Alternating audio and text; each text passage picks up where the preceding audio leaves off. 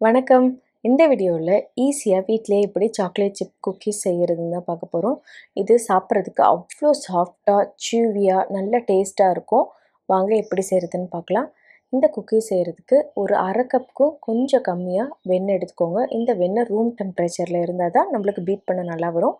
அது கூடவே 1/3 கப் இந்த ப்ரௌன் சுகர் எடுத்துக்கோங்க. அதே மாதிரி 1/3 கப் நார்மல் ஒயிட் சுகர் இது ரெண்டையும் எடுத்துகிட்டு இது மூணையும் போட்டுட்டு வெண்ணெய் ப்ரௌன் சுகர் ஒயிட் சுகர் நல்லா ஒரு டைம் பீட் பண்ணிக்கோங்க. ஒரு 30 செகண்ட்ஸ் பீட் பண்ணதுக்கப்புறமா அது கூடவே ஒரு 1/2 டீஸ்பூன் வெண்ணிலா எசன்ஸ் போட்டுக்கோங்க. இதில் இப்போ ஒரே ஒரு முட்டையை போட்டுக்கோங்க. போட்டுட்டு அதையும் நல்லா பீட் பண்ணிக்கோங்க. இப்போ இது எல்லாம் சேர்ந்து நல்லா பீட் பண்ணி வரும்போது உங்களுக்கு சுகர் ஓரளவு இதுலேயே உங்களுக்கு நல்லா கரைஞ்சிரும். இப்போ இது எல்லாத்தையும் பீட் பண்ணி விட்டுடுங்க. பீட் பண்ணி விட்டுட்டு இது கூடவே 1 கப் மைதா மாவு போட்டுக்கோங்க. இந்த 1 கப் மைதா மாவுக்கு ஒரு 1/2 டீஸ்பூன் பேக்கிங் பவுடர் போட்டுக்கோங்க. 1/2 டீஸ்பூனுக்கு கொஞ்சம் கம்மியாக கூட உப்பு போட்டுக்கோங்க. போட்டுட்டு இது எல்லாத்தையும் நல்லா சலிச்சுக்கோங்க. சலிச்சுட்டு அந்த மாவை அப்படியே இந்த நம்ம வெண்ணெய் சுகரு முட்டை எல்லாம் போட்டு அடித்து வச்சுருக்கோம் இல்லைங்களா, அது கூட போட்டுட்டு எல்லாத்தையும் நல்லா மிக்ஸ் பண்ணிக்கோங்க. மிக்ஸ் பண்ணாவே இதுவே உங்களுக்கு நல்லா சாஃப்டாக வந்துடும். இதுக்கு மேலே நீங்கள் இதில் பால் எதுவுமே ஆட் பண்ண தேவையில்லை. அது நல்லா மிக்ஸ் பண்ணதுக்கு அப்புறமா அது கூடவே ஒரு 1/4 கப் சாக்லேட் சிப்ஸ் இந்த மாதிரி நம்மளுக்கு ஈஸியாக கடையில் கிடைக்கும். அந்த சாக்லேட் சிப்ஸையும் போட்டுட்டு நல்லா எல்லாத்தையும் மிக்ஸ் பண்ணி விட்டுடுங்க. மிக்ஸ் பண்ணி விட்டுட்டு நல்லா சிலிண்ட்ரிக்கல் ஷேப்பாக அதை உருட்டிக்கோங்க. உருட்டிட்டு இந்த மாதிரி ஒரு பட்டர் பேப்பர் எடுத்துக்கோங்க. எடுத்துகிட்டு லைட்டாக அதில் இந்த வெண்ணெயை கையில் டச் பண்ணி விட்டுட்டு தடவி விட்டுக்கோங்க. தடவிட்டு நம்ம செஞ்சு வச்சுருக்க இந்த மாவை நல்லா நான் சொன்ன மாதிரி சிலிண்ட்ரிக்கல் ஷேப்புக்கு வர மாதிரி நல்லா உருட்டி விட்டுக்கோங்க. உருட்டி விட்டுட்டு இந்த இதில் அப்படியே பட்டர் பேப்பரில் போட்டுட்டு அப்படியே சுருட்டிடுங்க.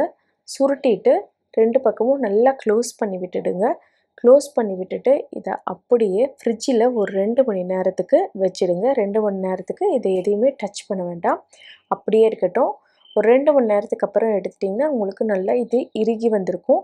இந்த டைமில் உங்களுக்கு கரெக்டான ஷேப்பில் கரெக்டாக ஒரு அரை இன்ச் கேப்பில் கட் பண்ணி எடுத்துக்கிட்டு நீங்கள் பேக் பண்ணி எடுத்தால் சூப்பரான சாக்லேட் சிப் குக்கீஸ் ரெடி.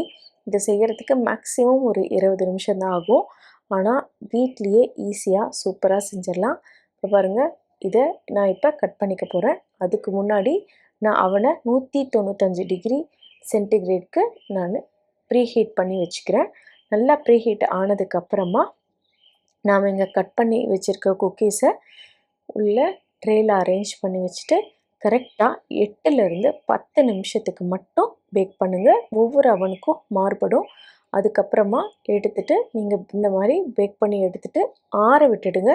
நல்லா ஆறுனதுக்கப்புறம் எடுத்துட்டிங்கன்னா சூப்பராக நல்லா சாஃப்டாக சூவியாக அருமையான சாக்லேட் சிப் குக்கீஸ் வீட்லேயே செஞ்சுருக்கலாம். அவ்வளோ ஒரு டேஸ்ட்டாக இருக்கும். கண்டிப்பாக ட்ரை பண்ணி பாருங்கள். ட்ரை பண்ணி பார்த்துட்டு எப்படி இருந்ததுன்னு சொல்லுங்கள். இந்த வீடியோ பிடிச்சிருந்துச்சின்னா மறக்காமல் தமிழ் குக்கிங் சேனலை சப்ஸ்கிரைப் பண்ணிக்கோங்க. உங்கள் ஃப்ரெண்ட்ஸ் அண்ட் ரிலேட்டிவ்ஸ்க்கு இந்த வீடியோவை ஷேர் பண்ணுங்கள். நன்றி, வணக்கம்.